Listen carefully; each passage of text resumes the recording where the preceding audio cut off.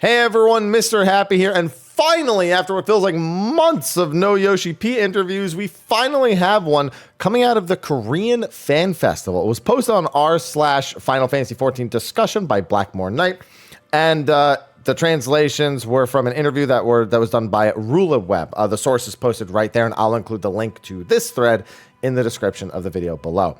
So Blackmore Knight does have a little bit of a disclaimer here. Number one, there are certain things not translated from the interview, KR specific things, going towards the global release schedule, how seasonals will be handled. Already says they didn't bother to translate or even paraphrase them because in terms of global audience, there's not as much interest in terms of the translation. I disagree.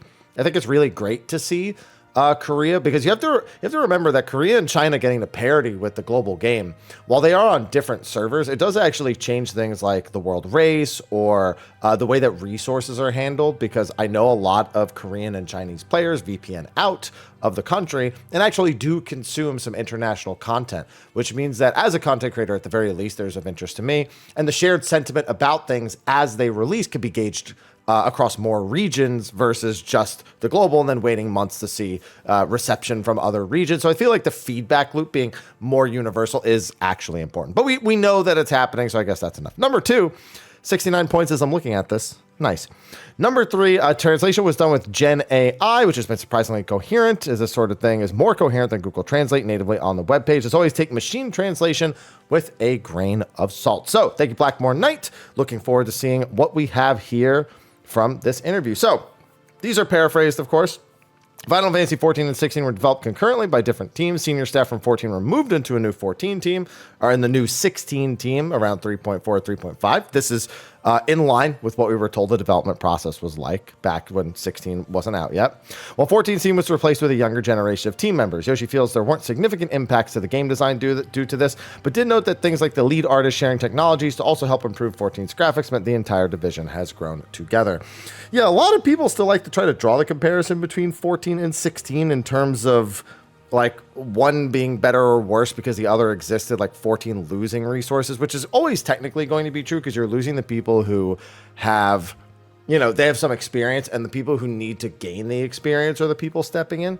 So if you want to measure that as some sort of loss for 14 during the years that things were developed, then that does sort of make sense. But they don't just say, hey, we're going to have less people on the team and have more people on the other team and just not work on this game as much. It's just not how project management works. And given Yoshida was the producer of 16, project management is one of the things, like determining how resources are going to be spent and whatnot. So that's something he's generally known for. He's even brought on one of his project managers to actually talk about that during one of the live letters. So not too surprising to see what he's saying here. They're all very much in line with what you'd expect. Yoshi said, looking back, there were voices said they didn't want to help Lise or were confused by what Xenos was actually doing in Shadowbringers, that without those aspects, the emotional catharsis of 6.0 wouldn't hit as deep. I think there's some truth to that. I don't think Lise's personal character arc helps with any emotional depth in 6.0. Xenos trying to get his body back, on the other hand, I mean, that's at least setting the stage. But again, I don't know about hitting deep. Again, this is machine translation, so, you know, take it with a grain of salt, but still. Even with global server responses in people's minds, he would like the Korean players to experience things firsthand and see it as a starting line for the next emotional catharsis. Basically setting up, I guess, the global sentiment has largely been that people don't like Wickelmot. I'm not, like, a huge fan, but I definitely don't have the same, like, crazy negative response to her that other people have. I just don't have, I've got a very, like, lukewarm, like, could live without it, it's whatever. But it seems like he's almost setting them up for the, based on the feedback that people have given on Dawn Trail and feedback he's actively acknowledged about Dawn Trail and its story elements in other interviews. It's almost like he's setting them up for that. Yoshi acknowledges there have been requests for Garlean restoration, but like Garlemald's historic background and own involvement in invading Garlemald and make doing that immediately kind of odd and puts it in a different context to how he helped out Ishgard. Said it'll take some time for the Garlean people to accept help from others. Yeah, I think they're always going to have that idea in the back of their mind. Like, yeah, we can go and do this at some point if we really want to. They just don't feel the timing's appropriate. I'm actually glad they're going with this cosmic exploration thing. I think that as much as I do expect to do Garlean restoration, that cosmic exploration, or Garlean restoration, the cosmic exploration, I think has room to be way more creative. So This would be the safe bet, whereas Cosmic Exploration is the less safe bet of the two, while still doing something that people were definitely lacking in the last expansion. Through 5.0, 14's teams are very conservative and cautious with releasing new jobs, which Yoshi thinks gives 14 the reputation for releasing jobs in an underpowered state. Starting with Endwalker, the approach for new job design has always been to allow some overpowered elements to be included, and he thinks players prefer having fun with stronger options. So from a marketing standpoint, that makes sense. That's definitely the side of him that wants to see buzz generated, which when you're releasing a new MMO, you want people to talk about that. You want to get people excited. Like if somebody brand new is like, oh man, I heard this new expansion just came out. How is it? Is the new job cool? And somebody goes, yeah, man, it's great. The person's more likely to pick it up. I don't think that's a good idea in the overall scheme of the game. I think it's a bad precedent to set. Because if you now, especially saying it out loud, like even if they were planning it internally and then it was never really something that was stated. Sorry, my cat's running around. I think that would be okay. But I just realized I'm recording this in my torn up Mario shirt after I got finished playing Mario Jamboree. I was just looking like, what's wrong with this dude? Why does he look like he's homeless? That's why. So I don't think that's a good precedent to set going forward, because now everyone expects it. And then if you don't do it, it's like, well, then why didn't you do it this time? And then you have to talk about why you didn't do it. I think that's a poor way to consider releasing new jobs. I think your new job conceptually has to be fun to play. How you reach the point of power and how it feels to perform those big attacks that you may have, or your overall damage and how you balance it throughout the fight. That to me needs to be the most important element. The whole Pictomancer thing, like Pictomancer is fortunately fun to play, but its overall design was fun to play before it was overpowered. At least that's how I felt from the Media Tour. It came with some very clear upsides, and making it as strong as they did, which, you know, they've said before was stronger than they expected. I think it leads to question, like, why? Because, like, it really didn't need potency buffs from Media Tour, if I recall, but then it got a bunch, and it just, to me, that didn't even make sense back then. Picto ended up being a very strong job overall due to its diverse options and abilities. While it was enjoyable during internal testing, it was proven overpowered beyond initial. Again, I think that's the launch buffs. Like, I think the Media Tour potencies were probably fine for Pictomancer, because I think the game's gameplay would have carried it. It feels like those potency buffs that they did going into launch were not necessary. That's really it. Spending Black Mage veterans have moved to Picto. Its power is even more noticeable. The easiest solution would be the nerf Picto and buff Black Mage. Yoshi thinks it would be a bit sad to see a new job that's gained attention and popularity get nerfed. Therefore, in 7.1, there are plans to raise all jobs. I think that's true, but not in this case. I think Picto's level that it was above everything else was too much, to the point where you should have made an exception to the rule. I'm looking at the grand scope of the game, thinking about people going back and doing old content, not just how it affects new content. I don't think always, I think bringing everything up, again, this is the marketing thing, right? This is the businessman in him. He knows how much better it is when people see their favorite jobs that aren't Pictomancer get buffs. But I don't think it's, again, I don't think it's a healthy design decision. They even say in 7.1 there are plans to raise all jobs to the level of Picto. First of all, as a Fizz ranged, I'm calling shenanigans right from the get-go. There's no shot that they actually do that. Like, let me rephrase. They already said they need to balance everything. I have to respond to something while I'm recording this. My apologies. They need to balance within, they've said they're going to balance within the roles, right? There's no shot like Machinist is Picto Strength, right? There's no shot Bard or Dancer or Picto Strength. They're saying Red Mage and Summon. Like, there's just, to me, there's no shot. Like, I don't believe that's something that, honestly, I'm going to attribute it to machine learning. I think they probably just said they want people to feel as, like, I just refuse to believe that the machine translated. I don't even know what it meant to say, but I refuse to accept that that's actually what it was supposed to be. There are no plans for a level or stat squish in the near future. So I was wondering about this, because our numbers are pretty much almost where they were right before they squished them. It was an idea used previously to prevent server overflow, but they feel their systems can handle the current rate for 2 or 3 more expansions. Level's just an arbitrary number, and Yoshi instead wants to focus on how users feel the growth of their jobs and characters in the next expansion. This can mean whatever you want it to mean. I'm going to assume that's an editor's note. So There are some things I agree and disagree with. No plans for a level or stat squish. I actually suspected this because I feel like they know how our numbers have been going up, and we are basically at that point again where we caught back up to our own stat squish. And again, levels, I mean, damage is an arbitrary number, levels an arbitrary number. He's absolutely right. No matter what happens, I don't expect them to deviate from. You start the expansion story at one point of power, you end at another. But you can disguise that any way you want. If you just get these magical things that aren't called experience points and they just literally do the same. Like, what if for the 10 levels you get instead, after gaining a certain amount of, let's call them mastery points, they use those in 11, right? Or limit points, whatever, one of the 11 systems, since I know that's what people tend to jump to. You can make it so when you collect 2 of them, you can choose a skill to unlock. But you could choose the skill. Now, that means everyone, when they have all the mastery points, which you would have at the end of the story, you would have all of the skills that you're supposed to know, right? And then you can just attribute mastery point 1 mastery point. Like, you can attribute the total to a level count. It's just another way to disguise growth that does exactly the same thing levels does.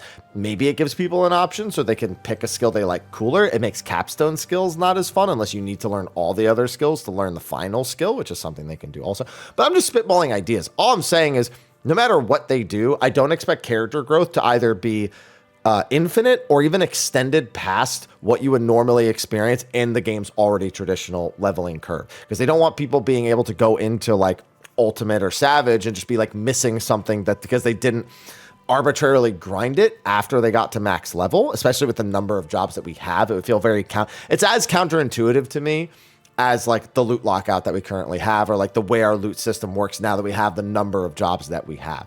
It would just be one of those things that would be working against the overall system, unless it was interchangeable between jobs. But even then, it's still a little strange, but that would kind of mitigate that core problem. So either way, I'm just spitballing at this point. If any Cactbot users are reading the interview, please stop using it in the future. So a lot of people laugh about statements like this, and I understand why. Because at this point, while I'm a purist, I prefer to play with people who are at least I'm sure I've played with people who are using things. I have no idea. It's already happened once. I'm sure it's going to happen again at some point in the future. Add-on use is just becoming so rampant that it's impossible to not be playing with somebody who's using something, right? Whether it's a modification to their character appearance or the UI, it's crazy. And a lot of people wonder why he even bothers making these statements. If it comes up in an interview, there's what's the name of the law? It's unlawful competition something. I don't remember what it's called. There's a law in Japan that prevents the modification of game data and game consoles, which is funny because I remember getting my 3DS modded in Japan, but it's besides the point. You're not supposed, it's against the law to do it. It's not just you can be banned by a GM. It's actually against the law in Japan. So they really can't just that's why the entire system of just please don't do it exists, because he cannot lawfully approve it. You know what I mean? And that's the weird thing where it's this competition of Japan's laws, not even the company. The company doesn't have a decision. It's the law that's already decided it for them. And that law exists in a lot of different facilities or a lot of different types of work in Japan. It's meant to protect the original artists and the original creators, kind of intended vision. And of course, I guess it's so you can't make small modifications and resell. There's a whole lot of reasons. I'm sure we should probably dig up the actual laws translated and actually go through them for a video. It'd probably be pretty interesting. We could get a law expert in on that one to really talk about it. Although, international law is kind of a tough thing to talk about. It's he's going to have to make these statements. If somebody brings it up and he wants to answer it and he does answer it, it's never going to be of approval. There's never going to be this mutual,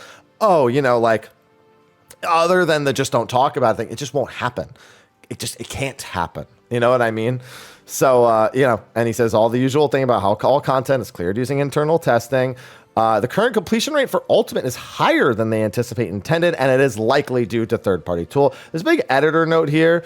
I also kind of agree with the editor note. There's basically no prestige to Ultimate now. You're literally taking a 50-50 gamble on if somebody actually cleared it or if they bought it or whatever, if they use tools to get there. Like, honestly, it's basically 50-50 at this point. And then they say that while it's probably not good technically for the health of the game, the prestige is gone, it is healthier for the overall Party Finder pug setting. Yeah, I mean, I guess I'm indifferent because I don't pug. I only think about the whole, like, I kind of wish it just wasn't such a rampant thing. But it's just not going anywhere. Like, unless they were to do something, which they won't, yeah, that's probably not going to happen. Yoshi goes into a big Ferrari analogy about how he really wanted a Ferrari when he was younger. If he worked hard and improved his skills at work to obtain it. I'm not going to lie. You can do that. That doesn't mean you'll obtain a Ferrari. Life exists, and life throws you all sorts of curveballs. And regardless of how hard you work or the skills you improve, you don't just automatically like get closer to getting a Ferrari. Use Ultimate content in the same way, where the rewards are meant to be as status symbols that are earned and something to be proud of. The thing is, pride is personal, in my opinion. If you went through something and you feel proud that you achieved it, you feel good, right? And it wasn't just a means to an end. As long as you feel, it shouldn't really matter how everyone else sees it. You know what I mean? Like, when people show up and they're like, oh, I just cleared my first Ultimate. I mean, it was only Ultima. Like, they've downplayed it because they've been told it's nothing to be proud of. But they want to be. Like, you can see it. They should be. Like, yeah, as somebody who's got a lot of experience going to tell you that that's the easiest one and that it's not, like, that big of an accomplishment. Yeah, you might hear people say that. They may not say it directly to you. But most people will congratulate you and want you to see that you took the first step, and now you can try the other one so you can go in. Generally more encouraging, so you should be proud of those things. But pride is something you feel. It's not something somebody else prescribes to something. You know what I mean? So at least that's how I feel personally. He's fine with the expense of the content. He's fine with the expense of the content, even considering a low clear rate. He feels the goal of an MMO should be to offer a wide range of content for players to engage with the game in their own way. He compares the G-posers might resent Ultimate, and I have seen that, so he's not wrong. While an Ultimate Raider might not be aware that G-pose exists. Really? Really? Yeah, most Western Ultimate Raiders are big screenshot degens. Yeah. Yeah, Blackmore is right. Speech bubble requests came from users of other games that largely came around during the pandemic. Yeah, that was really where the speech bubble thing. It was before that. I can assure you it was before that. I'd seen it before that, but it blew up during that. Now without the PS3, the tech supports it, and you'll be able to turn them off if you don't want to. But 85% of the 14 team plays using their own money accounts. Some people might think that's crazy that Square would make them pay for it. But think about, wait, so who are the 15% though?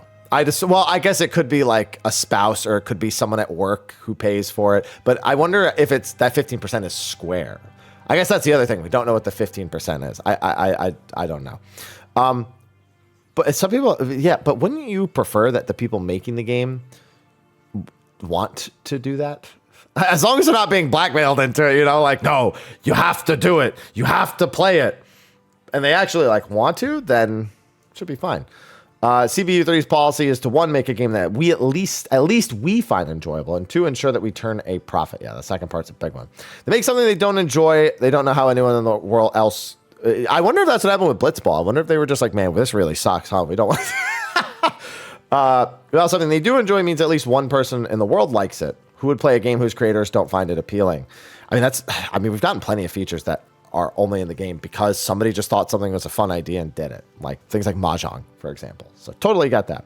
Emphasis on the profit aspect because... Profit? Did I say profit? Profit aspect to the team because online games shut down if they don't make a profit. Yoshi-P wants 14 to be running as long as possible. So running the game in a way that ensures profit means 14 gets to live as long as it can. Yoshi feels that this process should be conducted transparently. Yeah, basically just saying, like, I'm not going to sit here and tell you the game doesn't need to be profitable. Like, of course it does. Like, that's a common sense thing. But, like, I'm sure there's got to be, like, devs out there, like, on record talking about, like, how, no, we don't care about profit. We only care about... And that's true. There's absolutely, especially with indie games, which is why indie games tend to feel more loving, because they're usually not made for the idea of the company getting rich or doing anything. They're made, yeah, they want the studio to be able to continue on and make more products. They want it to be successful, but they need to make something good. And that's why a lot of indie games, especially in the last like decade, have just, they felt so refreshing because they are made, a lot of them at least, are made with love first. And then some of them, while they are made for business, keep that love. And they don't lose sight of what made the game successful in the first place and what people really want. So, but yeah, I mean, he's just saying, of course it has to turn a profit, otherwise it would shut down, you know. All 14 FanFests have been profitable ventures. I don't like that. I think that's a mistake. I understand why. The reality of business, if FanFests were free, I'm not even saying free, but turning a profit is different than being free. I think, though, they either need to be neutral or they need to be held at a loss. A FanFest is meant to be, above all else, a marketing tactic. I guess the thing is, if your FanFests are going to sell out, they might as well be profitable. But I feel like that doesn't need to be the case. I feel like you could very well focus on bringing the best possible experience, except that it may come at a loss, and just make it all that much better. Instead of like, here's the budget, here's what we need to make, and there's no, like, I don't know. I'm concerned there would be very little wiggle room in there, and I think that's a mistake. Yoshi wants a Crystalline Conflict World Championship. Yeah, he said that like a dozen times. If there's a company that wants to sponsor something, yeah, they'd have to fly everyone to the same location. I shoutcasted a world championship that had to be held on JP, and the ping difference was, yeah, phenomenally bad for the teams that were not on the other side of the world. So yeah, that's the entire interview. Some interesting points, some things I definitely don't agree with. I'd very much like to see almost, I guess, direct translations, not machine translations for more of this stuff, especially from the team, the Square team, to some of these questions. But I don't know, who knows when we'll get that. So I'll just have to take it as is. Either way, I'm excited for 7.1. We've got some new stuff around the corner. You know, I'm a NEET, so I can stay in for Ultimate, so that's not a concern. Sorry, family, not seeing you on Thanksgiving. But yeah, that's it. I'll include a link in the description. Be sure to give it a look. Talk about it in the comment section of the video below. And it is now 11:08 p.m. I'm going to get out of this torn up shirt and get to sleep. So thanks everyone for hanging out. I will see you in the next video. And until then, take care.